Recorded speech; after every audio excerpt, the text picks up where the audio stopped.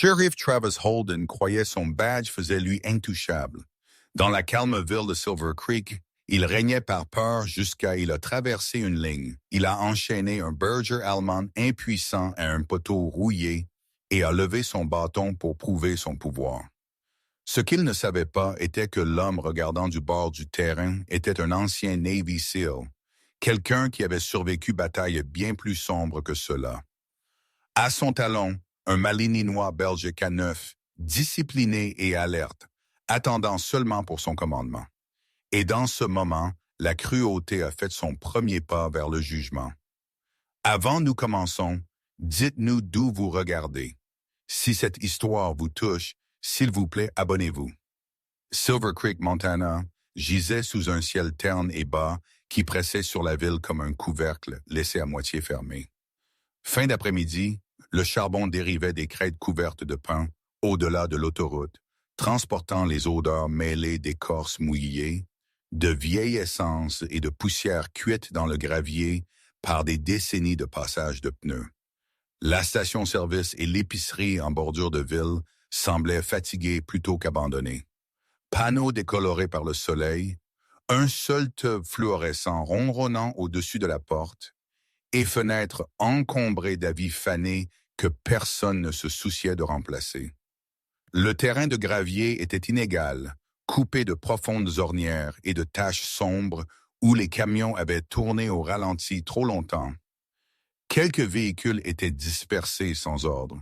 Un pick-up maculé de boue, une berline cabossée, un SUV plus ancien avec des plaques dépareillées, garé par des gens qui n'attendaient rien de plus que du carburant et du silence. Le vent tirait sur les bords de papier scotchés à l'intérieur des fenêtres. Et quelque part à l'intérieur, une glacière ronronnait régulièrement, remplissant l'air d'un mince gémissement mécanique. La voiture de patrouille est arrivée sans cérémonie. Pas de sirène, pas de lumière. Elle a roulé lentement, délibérément, le moteur tournant plus fort qu'il ne le fallait, comme si elle annonçait la propriété par le son seul. Sheriff Travis Holden est sorti et a fermé la porte avec un claquement sec qui a fait tinter la clochette à l'intérieur du magasin une fois avant de se taire. Holden avait la quarantaine, épais de la poitrine et du cou, bâti comme un homme qui avait autrefois compté sur la force et avait décidé que cela s'appliquait toujours. Son uniforme était tendu sur son torse, l'insigne sur sa poitrine polie et brillant contre le tissu vert. Son visage était rougeaud et buriné, marqué par le soleil et l'habitude plutôt que l'âge, avec une moustache soignée au-dessus d'une bouche qui aimait se courber en un sourire qui n'atteignait jamais ses yeux. Ses yeux étaient pâles, agités et affamés, non pas d'ordre, mais de réaction. À Silver Creek, les gens parlaient à Holden avec précaution, respectueux en surface, prudents en dessous, car les humeurs vivaient derrière cet insigne et les conséquences le suivaient rarement. Il a contourné l'arrière du véhicule de police, a ouvert le haillon et a fouillé à l'intérieur sans hésitation. Des griffes ont gratté contre le métal. Holden a attrapé un berger allemand par le collier et l'a traîné dehors comme s'il déchargeait du matériel. Le chien était grand et mature, probablement 7 ou 8 ans, au pelage noir et feu terni par la poussière, le museau grisonnant aux extrémités. Une oreille se tenait entièrement droite, tandis que l'autre penchait légèrement au sommet, une petite imperfection qui laissait entrevoir une vieille blessure. Ses yeux étaient morts et intelligents, portant la concentration serrée et attentive d'un chien de travail qui avait appris que l'immobilité pouvait être plus sûre que la résistance. Un collier en nylon usé s'enfonçait dans la fourrure épaisse de son cou et de légères lignes dans son pelage suggéraient qu'il avait autrefois porté un équipement de travail approprié. Lorsque ses pattes ont touché le gravier, il n'a pas aboyé ni tiré. Il a abaissé son centre de gravité et s'est raidi. Holden a tiré la laisse quand même, le traînant vers un poteau métallique rouillé planté dans du béton fissuré près du bord du terrain. Les maillons de la chaîne ont cliqueté alors que Holden les serrait, raccourcissant la distance jusqu'à ce que la respiration du berger devienne superficielle. Le chien a léché ses lèvres une fois, a planté ses pattes plus largement et est resté immobile. Holden a jeté un coup d'œil autour du terrain, vérifiant les vitrines du magasin, les véhicules, la route, puis a baissé la main vers sa ceinture et a déplié son bâton. Le premier coup a atterri durement contre les côtes du berger, lui coupant le souffle avec un son sourd et définitif. Le chien a tressaillé sur le côté aussi loin que la chaîne le permettait, ses griffes glissant sur les pierres blanches, puis s'est de nouveau figé. Holden a frappé une deuxième fois, pas rapidement, pas sauvagement, mais efficacement, comme pour corriger un outil récalcitrant. Les pattes du berger ont fléchi un instant avant qu'il ne se force à se redresser. Il n'a pas mordu. Il n'a pas bondi.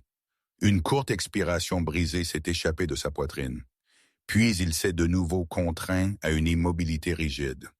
À l'intérieur du magasin, des formes y ont bougé derrière la vitre, puis se sont détournées. Personne n'est sorti. Personne n'a levé de téléphone. L'autoroute transportait le trafic sans ralentir, les pneus sifflant brièvement avant que le son ne s'estompe à nouveau. Le vent a glissé sous la veste de Holden et a agité la fourrure du berger alors que le bâton se levait une fois de plus. Au bord du terrain, à moitié protégé par un vieux pick-up saupoudré de boue séchée, un homme se tenait sans attirer l'attention. Luke Barrett avait 34 ans, grand et mince, des muscles gagnés par le travail plutôt que l'apparence.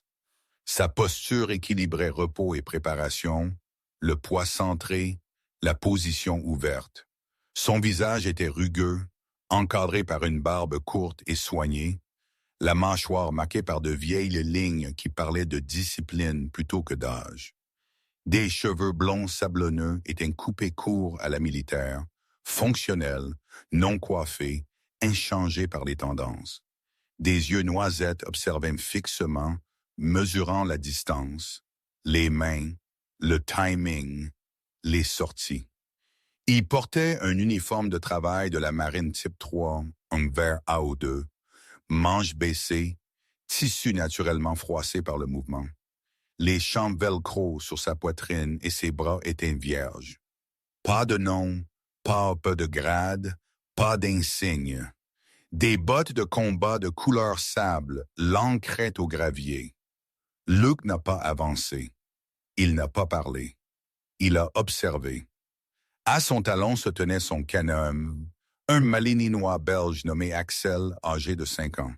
Compact, puissant, à la poitrine profonde, avec un pelage fauve et une superposition sombre, le long de son dos qui donnait l'impression que l'ombre était cousue dans le muscle. Ses yeux ambres suivaient précisément le bâton. Les oreilles dressées, pivotant légèrement à chaque son. Un collier en cuir uni entourait son cou, la laisse lâche, mais contrôlée dans la main gantée de Luke. Axel n'a pas aboyé. Sa gueule est restée fermée, sa respiration régulière, la tension contenue dans ses épaules comme un fil enroulé. La main de Luke reposait légèrement sur la laisse, sans retenir, sans rassurer, simplement présente. De l'autre côté du terrain, Holden a fait une pause, a roulé son épaule une fois et a de nouveau levé le bâton. Le berger allemand s'est contracté, se raidissant. Les oreilles de l'Axel se sont inclinées vers l'avant. Luke est resté immobile. Il n'a rien dit, il n'a rien fait. Dans l'après-midi gris du Montana, la cruauté a continué à la vue de tous, et l'homme en camouflage au patch vierge est regardé en silence, délibéré et contrôlé, comme une porte qui n'avait pas encore été ouverte. Luke Barrett n'a pas bougé quand le bâton s'est de nouveau levé. Il est resté au bord du terrain de gravier, sa posture inchangée, ses bottes plantées, son poids centré, le genre d'immobilité qui venait de l'entraînement, où le mouvement était une décision, pas un réflexe. Axel s'est couché à sa botte gauche sans qu'on le lui dise, la poitrine pressée contre les pierres froides, les 4 pattes repliées, les oreilles dressées et inclinées vers l'avant. Ses yeux ambres suivaient les mains du shérif avec une concentration inébranlable, lisant la tension et l'intention, de la manière dont les autres chiens lisaient les odeurs, Les doigts de Luke reposaient légèrement sur la laisse, sans serrer, sans desserrer, simplement en maintenant le contact. Il avait 34 ans, récemment séparé des Navy SEALs, non par cérémonie ou applaudissement, mais par la paperasse silencieuse qui suivait trop de déploiements et un corps qui avait appris à garder son propre silence. Il conduisait vers le nord, vers un centre d'entraînement privé en dehors de Missoula, un endroit dirigé par d'anciens maîtres chiens qui comprenaient des chiens comme Axel sans les transformer en mascottes. Cet arrêt à Silver Creek avait été pratique, rien de plus, carburant, eau, quelques minutes de repos avant que la route ne continue. Mais la ville en avait décidé autrement. Luke a observé l'épaule du shérif, le coude, l'arc du bâton, non pas avec colère mais avec calcul, de la manière dont il avait observé les portes dans d'autres pays, mémorisant les schémas, attendant le moment où la retenue deviendrait négligence. Axel a senti le changement dans la respiration de Luke avant toute autre chose. Elle a ralenti, s'est approfondie, le signal qui signifiait « Attends, n'agis pas ». Le berger allemand, enchaîné au poteau, et frissonné alors que le bâton redescendait. Un coup plus court cette fois, placé pour blesser sans tuer. Le nom du chien était Ranger, bien que personne ne l'ait utilisé à voix haute depuis des semaines. Il avait 8 ans, ses articulations se raidissant avec l'âge et les vieilles blessures. Autrefois membre de l'unité de recherche et de sauvetage du comté, avant que le financement ne se tarisse et que l'équipement ne disparaisse. Ranger était bon dans son travail, méthodique, patient, capable de traverser le froid et les broussailles bien après que les humains aient voulu abandonner. Mais l'utilité avait une courte durée de vie à Silver Creek. Quand il a été retiré du service actif, il n'avait pas été relogé ou retraité avec cérémonie. Il était resté parce qu'il n'y avait nulle part ailleurs où aller. Ranger se tenait immobile maintenant, les flancs se soulevant, les yeux fixés non sur Holden, mais sur l'espace juste au-delà de lui, comme si regarder au-delà de l'homme pouvait le rendre plus petit. Holden a abaissé le bâton et a expiré par le nez, satisfait, puis a de nouveau jeté un coup d'œil vers le magasin, vérifiant toute interruption. Il n'a pas vu les yeux de Luke se rétrécir d'une fraction, ou la queue d'Axel remuer une fois avant de se figer à nouveau. À l'intérieur de la station-service et de l'épicerie, Emily Carter se tenait derrière le comptoir, les deux mains serrées autour d'une tasse en papier qu'elle n'avait pas eu l'intention d'acheter. Elle avait 27 ans, grande et mince, ses cheveux foncés tirés en une queue de cheval basse qui ne restait jamais vraiment nette à la fin d'un corps de travail. Son visage était étroit, ses traits plus nets que doux, avec des yeux qui manquaient très peu et avait appris à cacher ce qu'il voyait. Elle portait le polo délavé du magasin et un jean, les manches retroussées une fois au poignet, une petite cicatrice visible sur son avant-bras d'un accident d'enfance dont elle ne parlait jamais. Emily avait grandi à Silver Creek et avait appris très tôt quelles questions gagnaient des sourires et lesquelles gagnaient le silence. 2 ans plus tôt, lorsqu'elle avait aidé le groupe de sauvetage bénévole à comptabiliser les dons et avait remarqué des chiffres qui ne correspondaient pas, elle avait déposé un rapport discrètement, avec soin, concernant des fonds manquants. Sheriff Holden avait pris sa déclaration lui-même, hochant la tête, promettant d'enquêter. Le dossier avait disparu. Après cela, Emily avait cessé d'attendre de l'aide et avait commencé à observer à la place. Maintenant, elle observait le shérif sur le terrain, observait le chien enchaîné, observait l'homme près du pick-up qui ne réagissait pas comme les autres. Quelque chose dans la posture de Luke a attiré son attention, la façon dont ses épaules restaient de niveau, la façon dont son regard ne déviait jamais, la façon dont son chien gisait silencieux et alerte à ses pieds. Emily avait grandi parmi les chasseurs et les éleveurs. Elle connaissait la différence entre quelqu'un qui faisait semblant d'être calme et quelqu'un qui y vivait. Un homme s'est approché d'Emily au comptoir, posant un paquet de cigarettes et un café.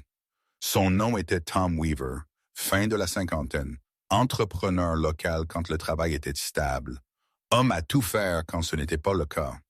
Il était large mais voûté comme si des années à porter du poids l'avaient entraîné à se replier sur lui-même. Sa barbe était plus grise que brune maintenant, ses mains cicatrisées et épaisses, les ongles tachés en permanence. Peu importe combien il frottait. Tom a suivi le regard d'Emily vers la fenêtre, puis a de nouveau détourné le regard, la mâchoire se serrant. Mieux vaut ne pas fixer, a-t-il marmonné, pas méchamment, juste fatigué. Tom avait vu la colère de Holden de près des années auparavant, quand un désaccord sur un permis s'était transformé en une nuit, en cellule de détention, et une leçon qu'il n'avait jamais répétée. Emily a hoché la tête sans être d'accord. Elle l'a facturé, lui a glissé la monnaie, et quand il est parti, elle ne l'a pas regardé partir. Ses yeux sont retournés vers le terrain, vers Luke, vers Axel, vers le berger enchaîné, qui était devenu silencieux de cette manière. Cela signifiait l'endurance plutôt que la paix. Dehors, Holden a refermé le bâton et l'a raccroché à sa ceinture. Il a fait un pas vers le véhicule de police, puis s'est arrêté, se retournant vers Ranger comme s'il reconsidérait. Les pattes se sont étirées fines et acérées. Luke l'a senti comme un changement de pression. Les oreilles d'Axel se sont avancées d'1 degré de plus. Luke n'a pas bougé, mais son esprit a cartographié l'espace. La distance du pick-up au poteau, l'angle de la position du shérif, l'absence de témoins désireux de parler. Il s'est rappelé les règles selon lesquelles il vivait maintenant, celles qui avaient remplacé les ordres. Observer, désamorcer si possible, agir seulement quand la ligne était franchie au-delà de toute récupération. Il n'était plus en uniforme par obligation, mais la discipline ne disparaissait pas quand la paperasse était signée.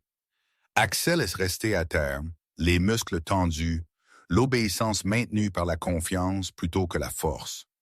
La laisse était lâche entre eux, un accord silencieux. Holden a atteint la chaîne de Rares et lui a donné une courte secousse impatiente, pas assez pour le libérer, juste assez pour affirmer le contrôle. Ranger a trébuché en avant et s'est rattrapé, ses ongles grattant le béton. Un son bas s'est échappé de sa gorge. Pas un aboiement, pas un grognement, juste un souffle modelé par la douleur. Holden a souri narquoisement, puis s'est finalement détourné, marchant vers le véhicule de police avec le roulement insouciant d'un homme qui croyait que le moment lui appartenait. Il s'est penché dans la porte ouverte, a fouillé quelque chose à l'intérieur, puis l'a de nouveau claqué. Il n'est pas parti, il est resté, le moteur tournant au ralenti, sa présence lourde, comme s'il défiait la ville de s'opposer maintenant que le pire était déjà fait. Emily a posé la tasse en papier. Son pouce était accéléré sans qu'elle ne le remarque, une oppression dans la poitrine qui venait de la reconnaissance d'un schéma qu'elle avait déjà vu. Pression appliquée, attendant de voir qui craquait. Elle a reculé du comptoir et s'est dirigée vers le bout de l'allée, faisant semblant de redresser un présentoir de cartes et de viande séchée, tout en gardant la fenêtre dans sa vision périphérique. Elle a remarqué comment Luke ne s'était pas rapproché, n'avait pas reculé, comment il se tenait exactement là où il était, comme si cet endroit importait. Elle a remarqué le Malinois à ses pieds, la façon dont les yeux du chien ne quittaient jamais Holden, la façon dont son corps restait détendu, mais prêt. Emily avait fait du bénévolat au refuge assez longtemps pour savoir que les chiens lisaient les gens plus vite que les mots ne le pourraient jamais. Quelque chose en elle s'est alors calmé, pas l'espoir exactement, mais la reconnaissance. Cet homme n'était pas là pour être bruyamment courageux. Il était là pour attendre. Le vent a tourné, apportant l'odeur de la pluie des montagnes. Les nuages se sont épaissis au-dessus, baissant la lumière d'un cran supplémentaire. Ranger s'est affaissé contre la chaîne, conservant la force qui lui restait, les yeux maintenant à moitié fermés, la respiration plus régulière. Luke s'est permis un seul regard vers le berger, bref et précis, puis a ramené son attention sur les mains de Holden. Axel a senti ce regard et est resté à terre, faisant confiance à l'ordre qui n'avait pas été prononcé. Le terrain a retenu son souffle. Personne n'a filmé. Personne n'est intervenu. Des moteurs sont passés sur l'autoroute. À l'intérieur du magasin, Emily a gardé ses mains occupées et ses yeux ouverts. Dehors, Luke Barrett et son K9 ont tracé une ligne tranquille qui n'avait pas encore été franchie. Et Silver Creek a plané dans l'espace entre ce qu'elle tolérait et ce qu'elle allait bientôt devoir affronter. Sheriff Travis Holden n'a pas quitté le terrain. Le moteur du véhicule de police tournait au ralenti comme un souffle retenu, l'échappement dérivant bas sur le gravier avant de se dissoudre dans l'air froid.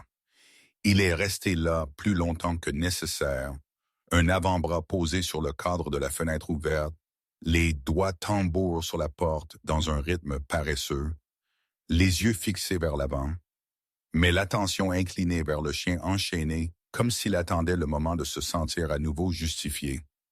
Le ciel s'était assombri d'un ton supplémentaire, les nuages s'amoncelant lourdement sur Silver Creek, la promesse de pluie pesant du même poids qui s'était installée sur la ville des années auparavant. Luke Barrett est resté là où il était, sa posture inchangée, type NW3, atténuée contre l'après-midi gris, le velcro vierge sur sa poitrine, ne captant aucune lumière. Axel est resté à sa botte, la poitrine basse, le dos droit, les oreilles hautes et immobiles, les yeux ambres suivant les mains de Holden avec une précision inébranlable. Le Berger Almond Ranger pendait contre la courte chaîne, les flancs bougeant peu maintenant, conservant air et force. L'espace entre les hommes s'est étiré, pas bruyant, pas théâtral, mais assez aiguisé pour couper si mal géré. Luke connaissait ce genre de pause. C'était le moment où un homme qui comptait sur la peur décidait de s'éloigner ou de redoubler d'efforts. Holden a ouvert la porte du véhicule de police et est sorti de nouveau. Ses mouvements étaient plus lâches maintenant, le faux calme de quelqu'un irrité par la retenue. Il a traversé le gravier à grands pas, ses bottes broyant de petites pierres dans la terre, et s'est arrêté devant Ranger. Sans prévenir, il a frappé. Le bâton a descendu durement contre le flanc du berger, un coup destiné à punir plutôt qu'à corriger. Le corps de Rare s'est replié en partie, le souffle se déchirant de sa poitrine dans un son bas et brisé. Mais il n'a pas crié. Ses pattes ont glissé. La chaîne s'est tendue. La poitrine d'Axel a vibré d'un grognement bas et contrôlé, à peine audible, plus senti qu'entendu. Un avertissement professionnel dépouillé d'émotion. Luke ne l'a pas regardé. Ses yeux sont restés sur Holden. « Reste », a dit Luke doucement. Le mot mesuré, ferme, non élevé. Axel a obéi instantanément. Le grognement a disparu, son corps s'est tendu, son poids se déplaçant d'une fraction vers l'avant, puis se fixant en place. Holden a jeté un coup d'œil à Luke pour la première fois, l'irritation s'aiguisant en quelque chose de plus proche du défi. Il a levé le bâton de nouveau, plus haut cette fois, inclinant son épaule comme pour mettre plus de lui-même dans le coup, pour récupérer le moment qu'il sentait lui échapper. Luke a fait exactement un pas. Pas une précipitation, pas un bond.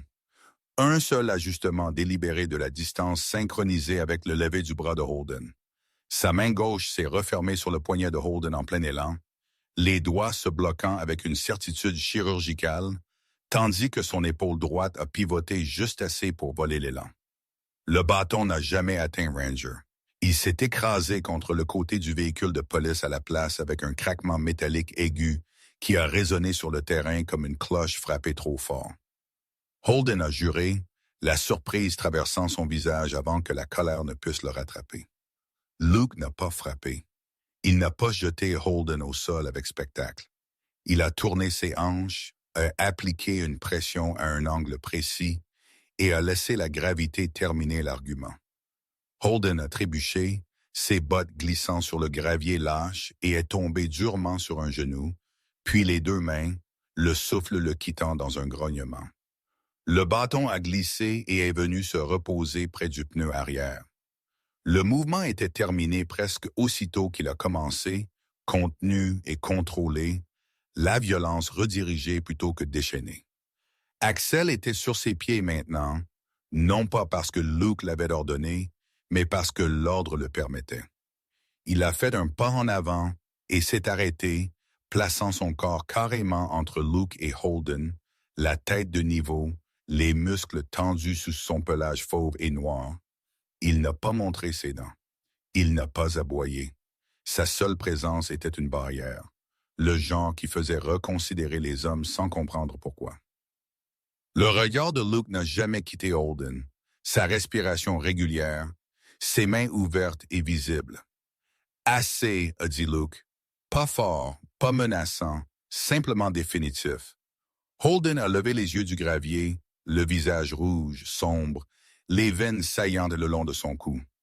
Pendant un battement de cœur, il a semblé qu'il pourrait chercher quelque chose d'autre à sa ceinture, pourrait essayer de forcer le moment à revenir sous son contrôle. Au lieu de cela, il s'est redressé, une main raclant la terre de sa paume, l'autre frottant son poignet, où la prise de Luke avait coupé le sang et le levier à la fois. Il a fixé Luke, les yeux maintenant rétrécis, non pas de peur, mais de fierté blessée. À l'intérieur du magasin, Emily Carter avait déjà levé son téléphone. Ses mains tremblaient, mais elle le tenait fermement. L'appareil photo pointé à travers la vitre, encadrant le véhicule de police, le bâton tombé. L'homme en camouflage qui avait avancé au moment exactement mauvais ou bon. Le cœur d'Emily battait fort contre ses côtes, un mélange familier de peur et de détermination, lui serrant la poitrine.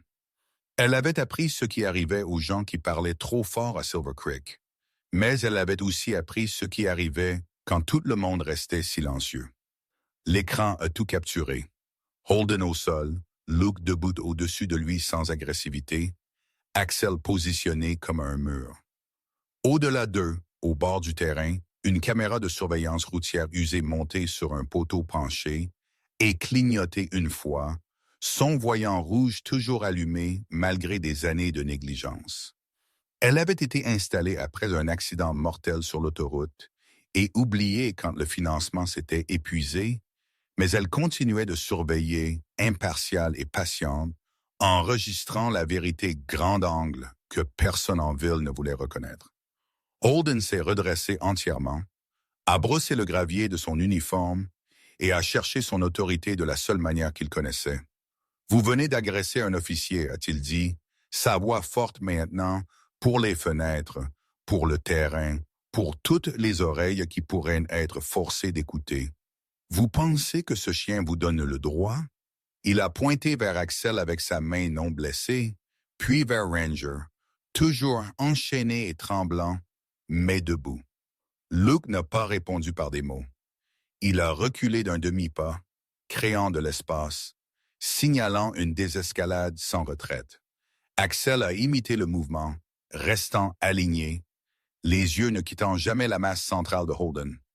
Le regard du shérif a glissé vers Emily dans la fenêtre, puis juste assez longtemps pour enregistrer le téléphone dans ses mains. Son expression a changé, le calcul se mêlant à l'irritation. Il s'est détourné de Luke et est retourné vers Ranger, tirant la chaîne assez fort pour faire se dresser le berger avec un jappement aigu qui a déchiré l'air. Le souffle d'Emily s'est coupé. L'appareil photo a continué de tourner. Luke a bougé de nouveau, pas en avant cette fois, mais latéralement, se plaçant dans une position où Holden ne pouvait pas atteindre Ranger sans le dépasser. C'était un changement subtil, le genre destiné à bloquer sans provoquer. Axel est resté collé à la jambe de Luke, le corps tendu, prêt mais silencieux. Holden s'est arrêté et fixé Luke, puis a ri. Un son court et cassant sans humour. « Ce n'est pas fini », a-t-il dit.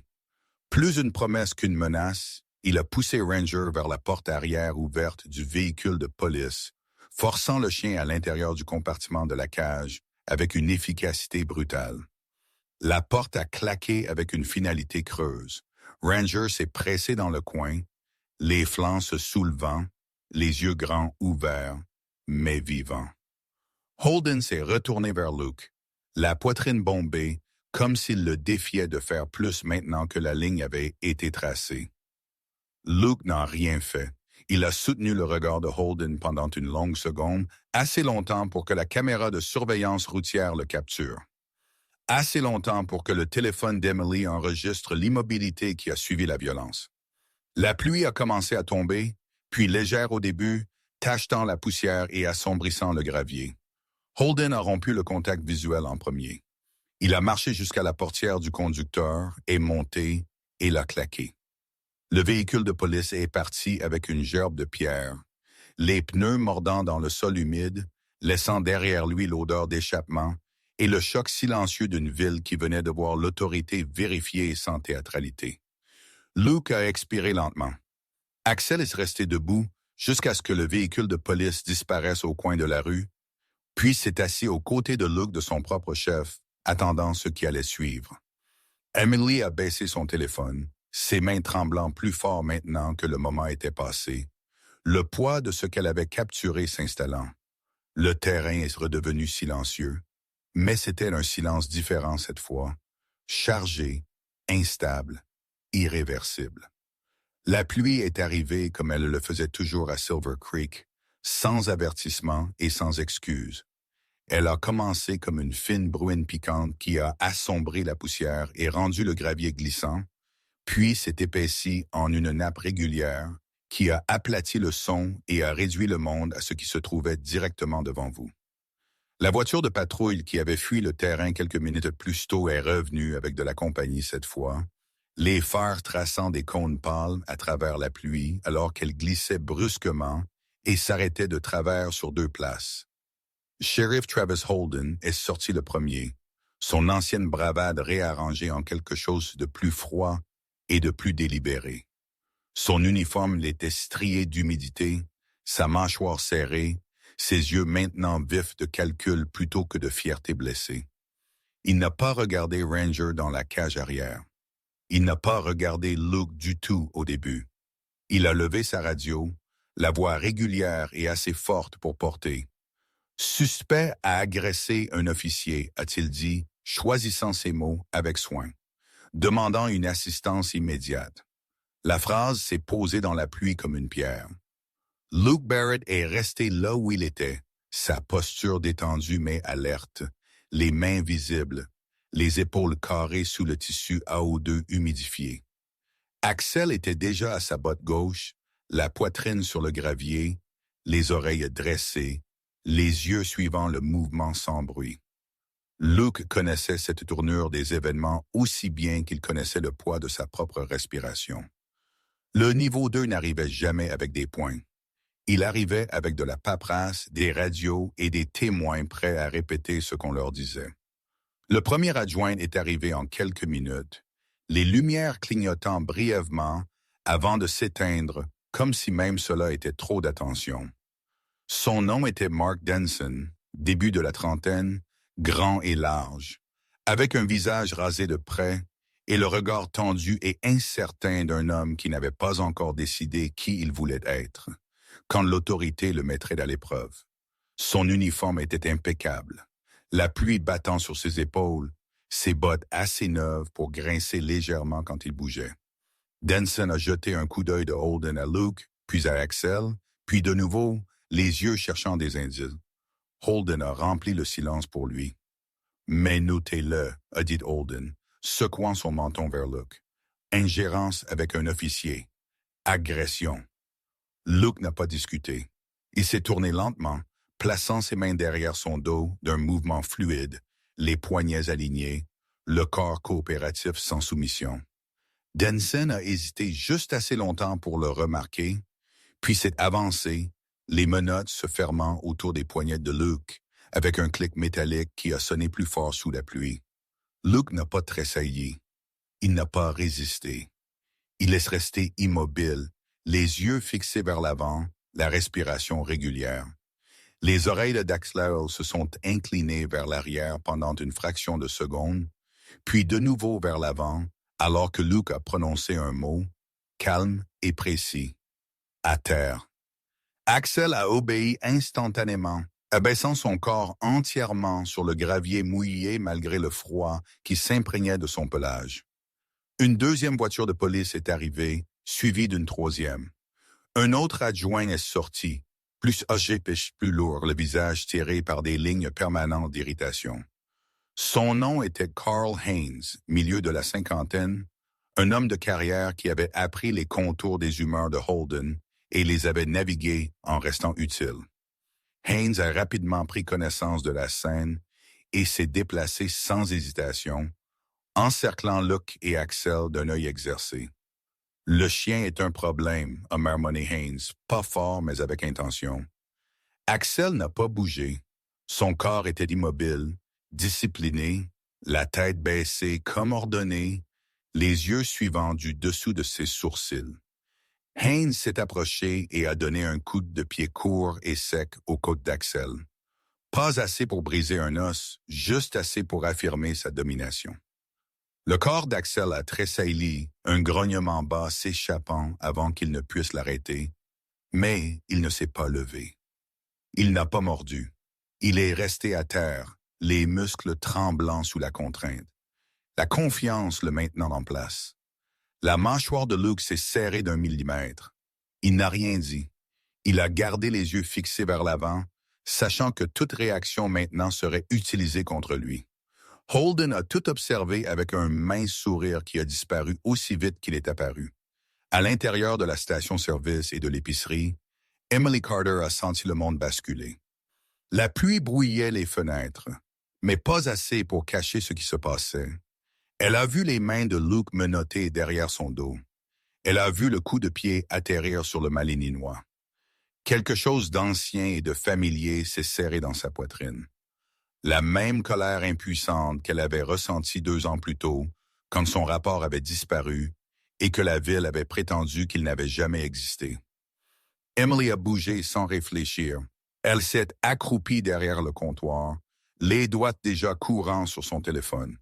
Le nom de Daniel Moore était en haut de ses contacts, enregistré de nuit tardive il y a des mois, quand il était passé en ville posant des questions sur les fonds de sauvetage manquants. Daniel avait la quarantaine, mince au point de paraître sous-alimenté, avec des cheveux foncés, toujours en besoin d'une coupe, et des yeux qui portaient la patience agitée de quelqu'un qui attendait que les histoires viennent à lui. Il travaillait de Helena maintenant, un reporter d'investigation avec l'habitude de voir des schémas là où d'autres voyaient du bruit. Emily a joint la vidéo qu'elle avait enregistrée, les mains fermes maintenant, malgré le martèlement dans ses oreilles.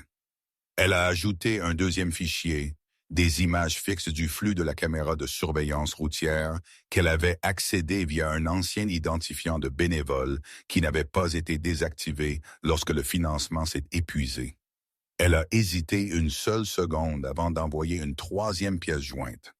Le paquet de données que le harnais d'Axel avait transmis automatiquement lorsqu'il a enregistré un impact soudain. Un système d'essai que les partenaires d'entraînement de Luke testaient, conçu pour enregistrer la force et la localisation pendant les exercices. Ce n'était pas destiné à cela. Cela n'avait pas d'importance. Emily a appuyé sur Envoyer et a regardé les fichiers se télécharger. La pluie martelant le toit comme si elle l'exhortait à se dépêcher. Dehors, Luke a été guidé vers l'arrière d'un véhicule de police.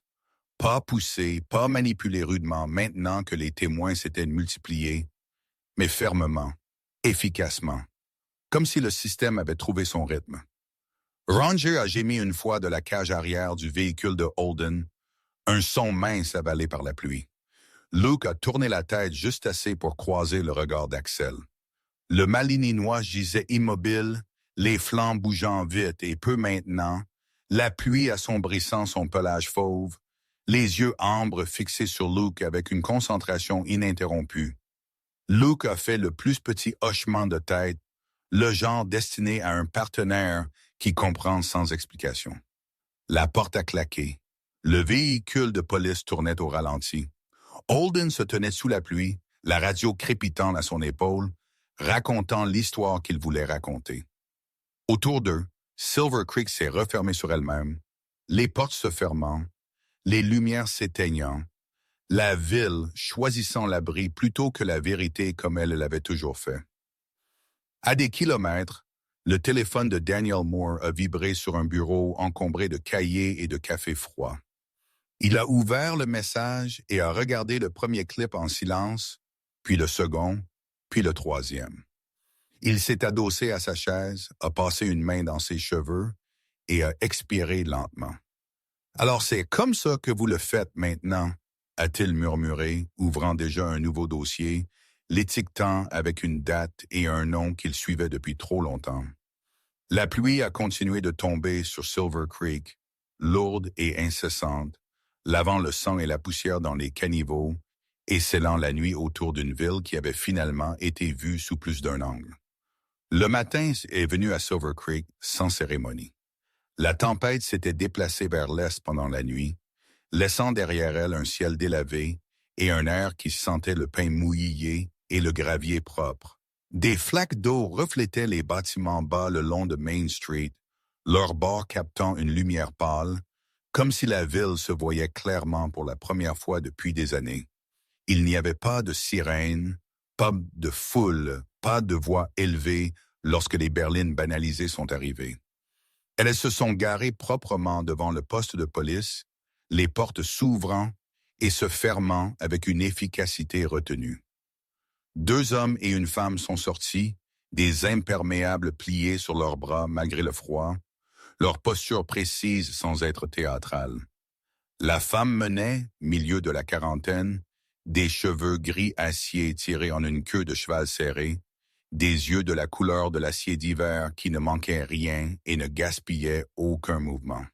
Son nom était Capitaine Laura Bennett. Affaires internes du Montana, une carrière bâtie sur l'écoute plus longtemps que la plupart des gens ne pouvaient le tolérer. Elle ne semblait pas impressionnée ou en colère alors qu'elle traversait le trottoir mouillé. Elle semblait prête. À l'intérieur du poste, les lumières fluorescentes fredonnaient de la même mélodie fatiguée qu'elles l'avaient toujours fait, mais l'ambiance avait changé. Sheriff Travis Holden attendait déjà, son uniforme repassé, la mâchoire serrée, les mains jointes devant lui comme si la posture seule pouvait restaurer ce qui lui avait échappé. Lorsque les menottes ont été mises, il n'y a eu ni discours, ni protestation, juste le clic final silencieux du métal et le bruit d'un insigne retiré et posé doucement sur un bureau. Holden a fixé le mur. Dehors, la ville a continué de respirer. Luke Barrett se tenait sur le trottoir de l'autre côté de la rue, les poignets maintenant libres. La posture inchangée par la libération.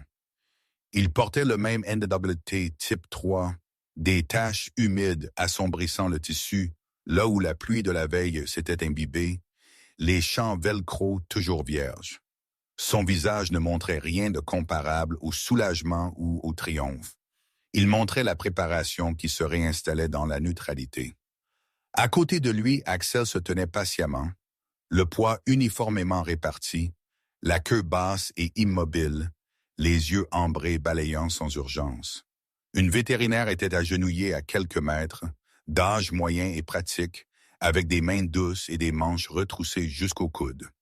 Son nom était Sarah Clean, début de la cinquantaine, grande et mince, les cheveux tirés en une tresse lâche, déjà parsemée de gris. Elle avait appris la patience à la dure, après avoir perdu sa première clinique lors d'une inondation il y a des années, et l'avoir reconstruite planche par planche. Sarah a palpé doucement les côtes d'Axel, vérifiant la sensibilité, soulevant une lèvre pour regarder les gencives, appuyant le long des groupes musculaires avec un soin exercé. Axel est resté immobile, la respiration régulière, les yeux clignotant une fois vers Luke et de nouveau. « Des ecchymoses », a dit Sarah finalement, la voix calme. « Pas de fracture. Il sera endolori quelques jours. » Luke a hoché la tête une fois. Il ne l'a pas remercié. Il n'en avait pas besoin. Axel s'est penché légèrement contre la jambe de Luke. Contact bref et précis, puis est revenu à la neutralité. De l'autre côté de la rue, la station-service et l'épicerie avaient l'air différentes à la lumière du jour. Les fenêtres étaient plus propres qu'elles ne l'avaient été depuis des années, non pas parce que quelqu'un les avait lavées, mais parce que la nuit avait rincé la poussière. Emily Carter se tenait à l'entrée, les bras croisés lâchement, observant la procession tranquille, avec une assurance qu'elle ne se souvenait pas d'avoir eue auparavant. Elle était toujours grande et mince, les cheveux foncés, tirés en arrière, mais ses épaules n'étaient plus remontées autour de ses oreilles. Lorsque le capitaine Bennett est passé après que les menottes aient été sécurisées et l'a appelé par son nom, Emily a senti le nœud dans sa poitrine se desserrer. La conversation a été brève et sans fioriture. Un nouveau compte serait ouvert. La supervision serait partagée. Le fonds de sauvetage existerait sur papier et en pratique. Emily a écouté, a hoché la tête et posé 2 questions précises qui l'ont surprise elle-même. Des années d'observation avaient aiguisé ses instincts. Lorsque le capitaine est parti, Emily a déverrouillé la porte et est rentrée à l'intérieur, la cloche tintant brillante et sans problème. Le magasin a repris vie. Le café a sifflé. Une radio a murmuré bas. Pour la première fois, Emily a eu l'impression que l'espace appartenait aux gens qui s'y tenaient. Luke n'a pas traîné. Il ne l'a jamais fait. La paperasse a été signée sans commentaire. Les déclarations ont été données sans fioriture. Il a refusé une offre de café d'un petit hochement de tête. Il a marché jusqu'à son pick-up, ses bottes laissant des empreintes humides qui s'estompaient aussi vite qu'elles apparaissaient. Axel a sauté sur la benne du camion avec une facilité contrôlée, se tournant une fois avant de s'asseoir, la posture droite, le regard dérivant vers la ligne d'arbres au-delà de la ville, où la forêt s'épaississait et la route s'éloignait. Ranger avait été sorti alors, se déplaçant avec raideur mais par sa propre puissance, guidé par un jeune adjoint qui semblait à part égale honteux et soulagé. Le pelage de Erreur était emmêlé et terne, mais ses yeux étaient plus clairs maintenant, la curiosité prenant le pas sur la peur. Sarah s'est de nouveau agenouillée, l'a examiné rapidement et a passé la laisse à une bénévole du refuge, une femme âgée aux mains douces et au visage ridé, qui a parlé à Ranger d'une voix basse et rassurante. Ranger a jeté un coup d'œil une fois vers Luke et Axel, puis s'est laissé guider, la chaîne finalement absente de son cou. Quelques citadins se sont rassemblés sans le vouloir. Tom Weaver se tenait près du trottoir, son chapeau à la main, la posture plus droite qu'elle ne l'avait été depuis des années.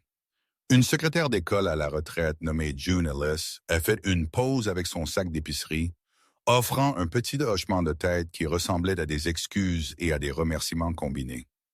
Personne n'a applaudi. Personne n'a demandé d'explication. Le respect est arrivé tranquillement, de la manière dont il le fait quand il n'est pas exigé. Emily est sortie avec une enveloppe et a hésité, puis l'a pressée dans la main de Luke. « Ce n'est pas une récompense », a-t-elle dit rapidement, lisant la tension dans ses épaules. « C'est pour le fonds de sauvetage. Si vous connaissez quelqu'un qui… » Luke a refermé ses doigts autour de l'enveloppe et l'a rendue. « Gardez-la », a-t-il dit. Sa voix était égale, sans fioriture. « Utilisez-la !» Emily a dégluti et a hoché la tête, comprenant que rester importait plus que de courir sur la route, du moins pour l'instant. Luke est monté sur le siège du conducteur. Le moteur a démarré en douceur. Axel est resté assis dans la benne, la tête haute, les oreilles détendues, le vent soulevant les bords de son pelage. Luke a posé une main sur le cadre de la porte un instant, ses yeux traçant la vitrine, la station, la rue tranquille. Il n'a pas regardé en arrière quand il est parti. Il ne l'a jamais fait. Le camion a roulé vers le virage, les pneus sifflant doucement sur le pavé mouillé, transportant 2 figures façonnées par la discipline et la confiance dans la longue étendue ouverte au-delà de Silver Creek.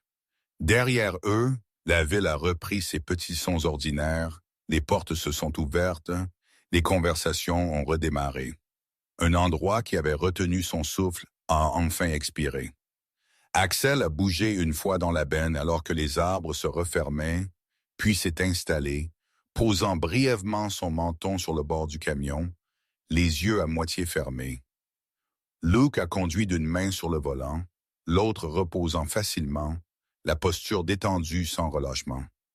Il n'y a eu ni discours, ni leçon délivrée à voix haute, juste un mouvement en avant et loin, et la certitude tranquille que certains équilibres n'avaient pas besoin d'annonce pour être restaurés. Amen. Parfois, les miracles n'arrivent pas avec le tonnerre ou le feu du ciel. Parfois, ils arrivent tranquillement par une main ferme qui refuse de riposter, un cœur brave qui choisit la retenue plutôt que la rage, ou un témoin qui décide de ne pas détourner le regard. Dans cette histoire, la justice n'est pas venue du bruit ou du pouvoir, mais de la vérité maintenue assez longtemps pour être vue et des gens qui ont agi quand cela importait le plus. Dieu agit souvent par des moments ordinaires et des gens ordinaires, façonnant les résultats non par la force, mais par le courage, la patience et la foi. Dans nos vies quotidiennes, nous ne ferons peut-être jamais face aux mêmes dangers, mais nous recevons nos propres moments pour défendre les sans-voix, pour protéger ce qui est innocent et pour choisir ce qui est juste, même quand cela nous coûte notre confort ou notre sécurité. Si cette histoire vous a ému, partagez-la avec quelqu'un qui a besoin d'espoir aujourd'hui. Laissez un commentaire et dites-nous ce que ce message signifie pour vous. Abonnez-vous à la chaîne afin que nous puissions continuer à partager des histoires de foi, de justice et de courage tranquille. Que Dieu vous bénisse, vous et vos proches, guide vos pas et vous donne la force d'être le miracle de quelqu'un d'autre quand le moment viendra. Si vous croyez en cet espoir, commentez Amen.